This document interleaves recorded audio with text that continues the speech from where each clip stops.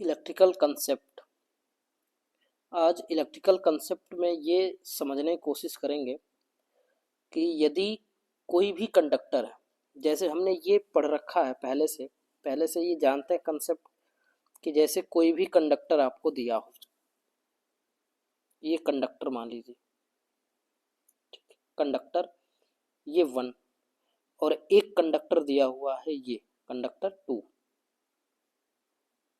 ये कंडक्टर 1 और कंडक्टर 2 में डिफरेंट ये यदि दिया है कि ये मटेरियल यदि कॉपर का है और ये कंडक्टर है जो मटेरियल किसका है, एल्युमिनियम का है।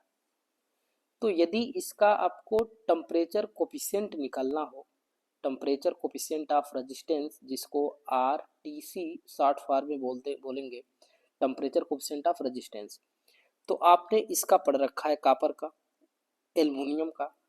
मटेरियल इसमें कंडक्टर में सेम क्या है कि मटेरियल सेम है, तो हमने आरटीसी का पूरा जो है कि फार्मूला हमने देखा है कि टेम्परेचर बढ़ाने से रेजिस्टेंस की वैल्यू कैसे बढ़ती है, या ये भी पढ़ रखें टेम्परेचर बढ़ाने से रेजिस्टेंस की वैल्यू कैसे घटती है। ये दोनों कंसेप्ट क्लियर है।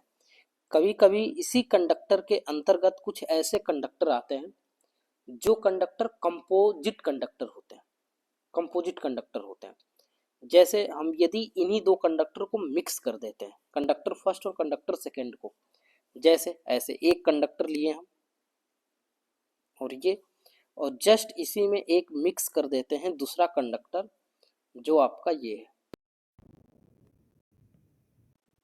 ये, ठीक है। ये कंडक्टर मटेरियल फर्स्ट है और ये मटेरियल सेकंड है, दोनों अलग अलग मटेरियल का, दोनों को मिला दिया, जिसको आप बोलेंगे कि ये कंपोजिट कंडक्टर है। अब इस कंपोजिट कंडक्टर को, ये कंपोजिट, अब इसका एक नाम देंगे कि ये कंपोजिट कंडक्टर। अब कंपोजिट कंडक्टर है तो अब इसका पूछे कि बताइए कि अल्फा क्या होगा, टेम्परेचर कोफिशिएंट क्या होगा, इसकी वैल्यू। तो टेम्परेचर कोफिशिएंट आप जानते हैं कि जो 1 है कंपोजिट कंडक्टर में, जो ये वाली पॉइंट है, इसका टेम्परेचर कोफिशिएंट अल्फा 1 और इसका टेम्परेचर कोफिशिएंट अल्फा 2। यदि यहाँ से इस कंडक्टर में टोटल, ये केवल एक सिंगल कंडक्टर है, मटेरियल दो मिक्स करके बनाया गया है, तो अब इसमें अंतर्गत इस वाले कंडक्टर में न तो अल्फा 1 है इसका टेम्परेचर कोफिशिएंट, नहीं अल्फा 2 है। तो इस समय क्या करते हैं, ये कंसेप्ट हमें समझना है कि यदि कंपोजिट कंडक्टर दे दिया हो तो उस समय इसका टेम्परेचर कोफिशिएंट की वैल्यू क्या होती है, ठीक है। यदि इस वाले वैल्यू को देखा जाए तो इसका अल्फा 1 है तो इसका रेजिस्टेंस क्या होगा, R1। इसका अल्फा 2 है तो इसका रेजिस्टेंस क्या होगा, R2। टोटल इस कंपोजिट कंडक्टर का रेजिस्टेंस देखा जाए तो रेजिस्टेंस कितना होगा, total R net equal to R1 plus R2। और जो टोटल इस कंपोजिट कंडक्टर का जो अल्फा होगा उसको हम लिख रहे हैं अल्फा 1 2, दोनों का मिक्स होगा अल्फा 1 2, ठीक है। अब इसका डायरेक्ट फार्मूले पे आते हैं कि उस समय अल्फा या अल्फा 1 2 की वैल्यू कैसे फाइंड करेंगे, उस पर बात करते हैं। बाकी इसका डिटेल प्रूफ जब बेसिक इलेक्ट्रिकल इंजीनियरिंग में एक लेक्चर इसका होगा जिसमें प्रूफ वहाँ पे होगा, आप प्रूफ भी देख सकते हैं या डायरेक्ट फार्मूले को आप समझ सकते हैं, ठीक है। अब डायरेक्ट फार्मूला इसमें जो है कि नोट कर रहे हैं, ध्यान से देखिएगा। Alpha 1 2 equal to R1 alpha 1 plus R2 alpha 2 divided by R1 plus R2।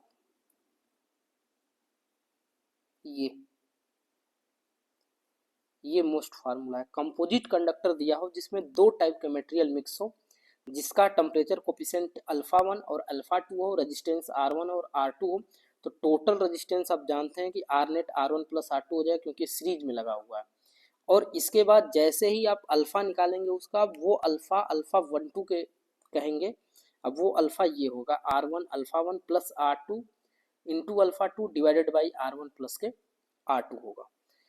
यदि इसका टेम्परेचर को इंक्रीज कर देते हैं टेम्परेचर की वैल्यू बढ़ा देते हैं तो उस समय जो अल्फ़ा की वैल्यू होगा उसको हम ऐसे डिनोट कर रहे हैं कि वो होगा अल्फ़ा 1 2, हमने टेम्परेचर इंक्रीज कर दिया टी, तो उस समय अल्फ़ा की वैल्यू क्या होगा जब टेम्परेचर टी डिग्री सेल्सियस से राइज करते हैं, तो वो होगा alpha 1 2 divided by 1 plus alpha 1 2 into delta T. Delta T क्या है? टेम्परेचर राइज, टेम्परेचर को कितना बढ़ाया गया है वो है डेल्टा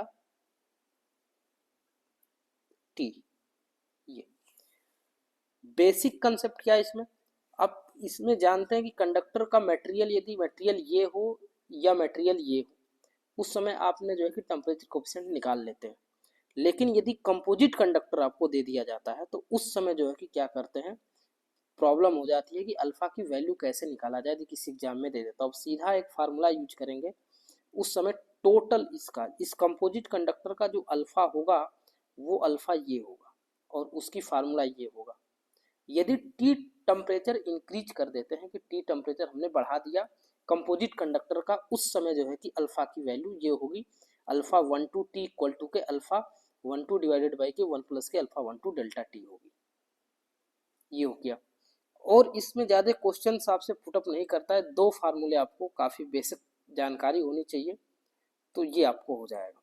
और एक चीज़ और इसमें आप कर सकते हैं, एक रिलेशन इसमें प्रूफ करते समय एक रिलेशन भी निकल के आता है, उसको भी याद रख सकते हैं, क्वेश्चंस में काम करता है। R2 divided by R1 equal to alpha 1 minus alpha 1 2 divided by K alpha 1 2 minus K alpha 2। ये एक रिलेशन है जिसको आप याद करेंगे, इससे भी फार्मूले जो है कि सॉल्व होते हैं। ये रिलेशन इन्हीं से निकाला गया है, इससे, ठीक है, ये relation.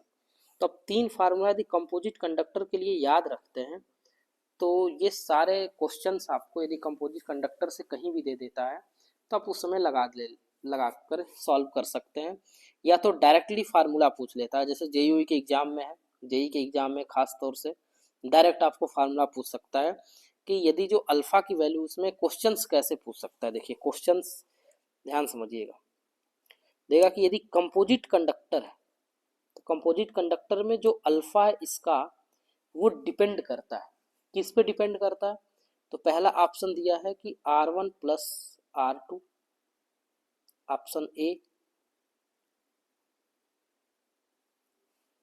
Option B R1 minus R2, या option C R1 into R2, या option D R1 square R2 square. अब यदि आपको फार्मूला नहीं पता है और वो भी इन्वर्सली में यदि दे दे और इसको ज़्यादा कंपेयर करे तो इन्वर्सली में कर सकता है, या इसमें ये भी कर सकता है कि इन्वर्सली कर दे। अब इसमें से इन्वर्सली प्रोपोर्शनल, ठीक है, ऐसे ध्यान रखिए इन्वर्सली प्रोपोर्शनल है, तो ये ऑप्शन सही हो जाएगा इन्वर्सली प्रोपोर्शनल में, ये जो फार्मूले इस वाले से। तो ये बहुत ही इंपॉर्टेंट कंसेप्ट है कि यदि कंपोजिट कंडक्टर होगा तो आप क्या करेंगे। कंपोजिट कंडक्टर के लिए ये फार्मूला याद रखेंगे, ये फार्मूला याद रखेंगे आप, ठीक है, थैंक्स।